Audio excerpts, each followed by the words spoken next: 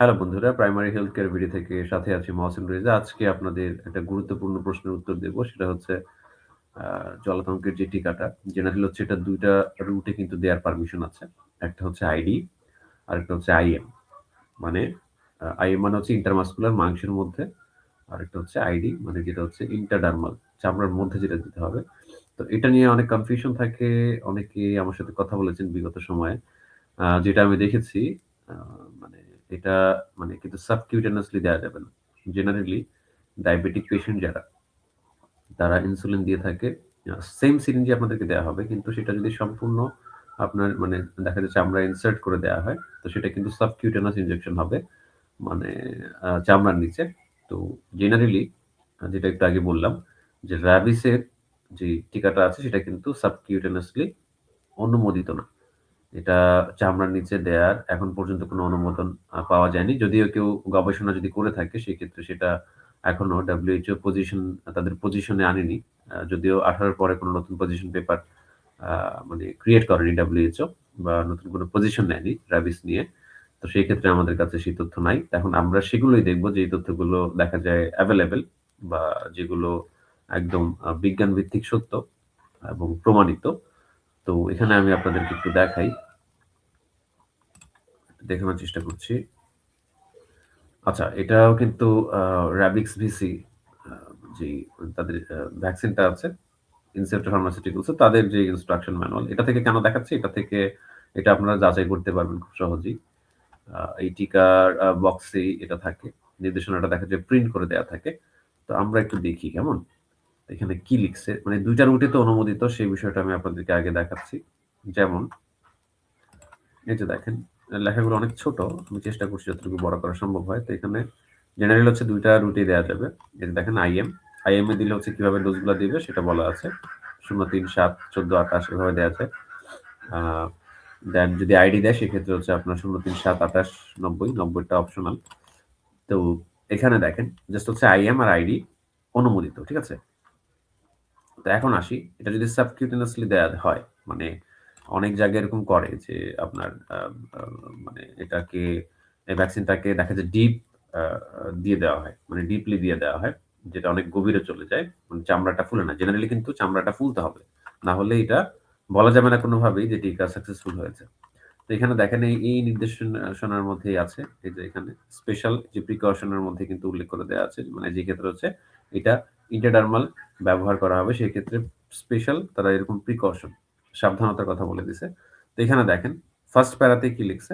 "It is essential that intradermal administration of vaccine be administered only by medical staff training ID technique in order to ensure the vaccine delivered intradermally and not subcutaneously" মানে প্রশিক্ষণপ্রাপ্ত। মানে যারা হচ্ছে এরকম আ প্রশিক্ষণ নিয়ে রাখছে। Trained যারা হচ্ছে স্পেশালি ট্রেইনড এই ইন্টারডার্মাল ইনজেকশন দেওয়ার উপর তাদেরকে দিয়ে হচ্ছে দেওয়ার কথা বলেছে। যেন এটা অবশ্যই ইন্টারডার্মালি দেওয়া হয়। মানে চামড়ার মধ্যে দেওয়া হয়, নট সাবকিউটেনিয়াসলি। একদম স্পষ্ট করে বলে দেয়া আছে যে সাবকিউটেনিয়াসলি এটা দেয়া যাবে না। মানে চামড়ার নিচে গেলে হবে না। মানে এটা এখন আপনি কেমনে বুঝবেন? মানে যদি এই যে টিকাটা দেওয়ার পরে চামড়াটা না ফুলে মানে অরেঞ্জ পিলটা না আসে বা এখানে প্যাপল এর কথা উল্লেখ আছে মানে অরেঞ্জ পিল যেটা আরকি। এটা যদি মানে না ফুলে তো সেই ক্ষেত্রে বুঝতে পারবেন যে এটা ঠিকমতো দেয়া হয়নি। এটা সাবকিউটেনাস দেয়া হয়েছে। সাবকিউটেনাস দেয়া হলে যে আপনার টোটালি হচ্ছে দেয়া নিষেধ করছে যে এখানে কিন্তু বলেই রাখছে যে নট সাবকিউটেনাসলি। ইন্টারডার্মালি দিতে হবে। মানে এটা চামড়ার মধ্যে দিতে হবে। আরো একটা বিষয় যেটা হচ্ছে যে চামড়ার মধ্যে দিলে প্রচন্ড ব্যথা হয়। দেয়ার সময়টাতে প্রচন্ড ব্যথা হবে।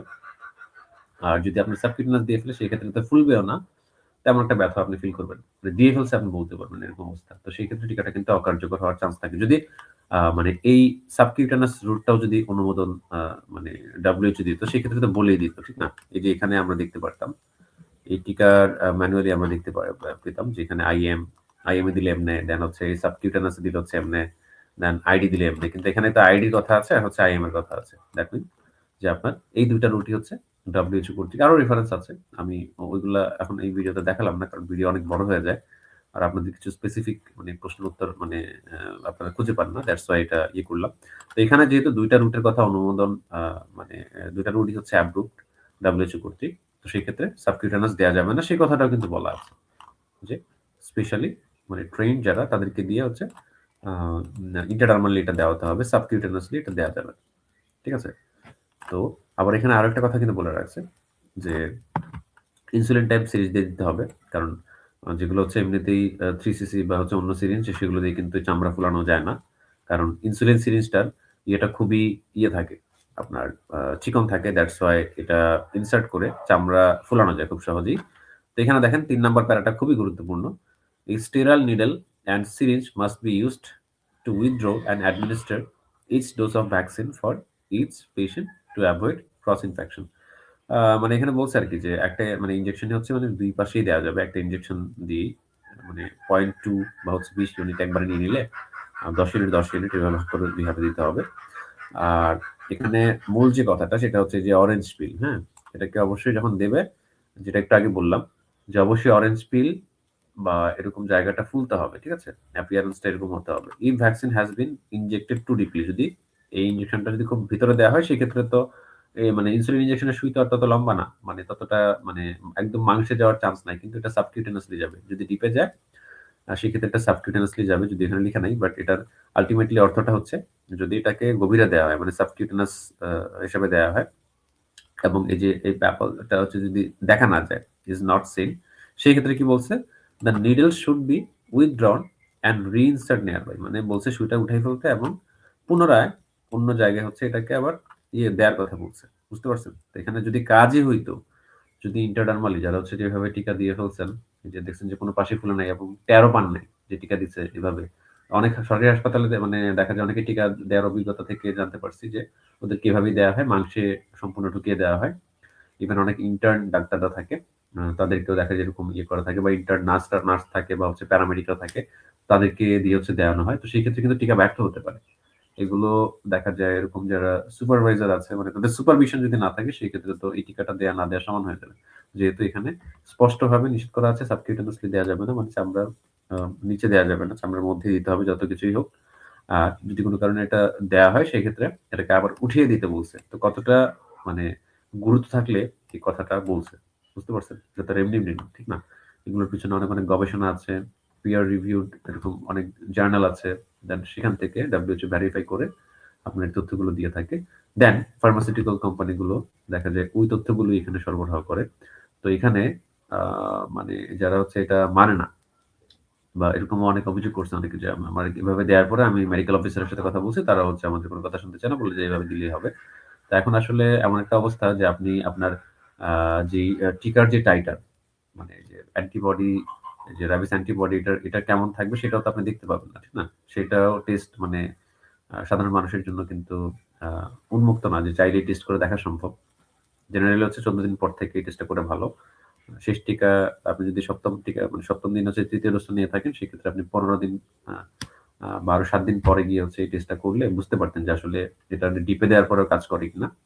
তো এখন আ অবশ্যই কাজ করে না। কারণ এই যে এই গবেষণাগুলো যে হয়, এগুলো দেখা যায় একজন গবেষক অনেকগুলো মানুষের উপর পরীক্ষা করে।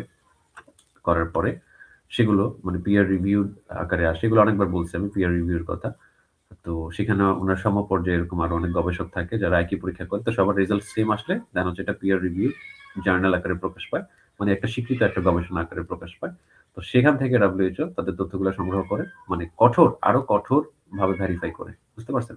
এটা প্রমাণিত সত্য প্রমাণিত হওয়ার পরেও সেটাকে আবার ভেরিফাই করে WHO এই যে 18 এর পজিশনটা আমাদেরকে দিয়েছে। তো সেখানের তথ্যগুলাই কিন্তু আ আ আমি আপনাদেরকে দেখালাম। আ তো এই হচ্ছে ব্যাপার।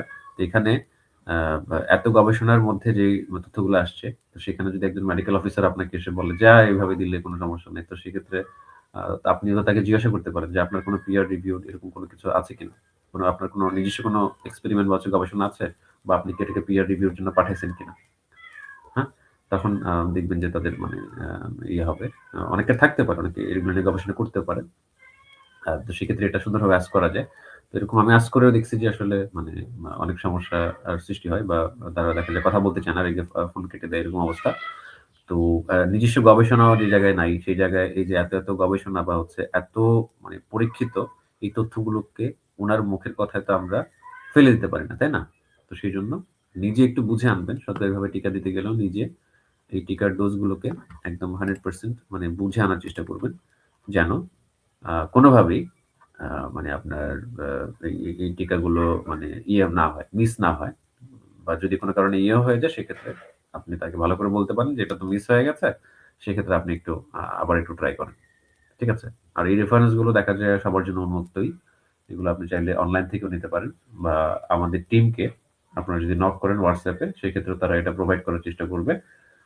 তো আশা করি এইটা নিয়ে আর কোনো কনফিউশন থাকবে না। ধন্যবাদ।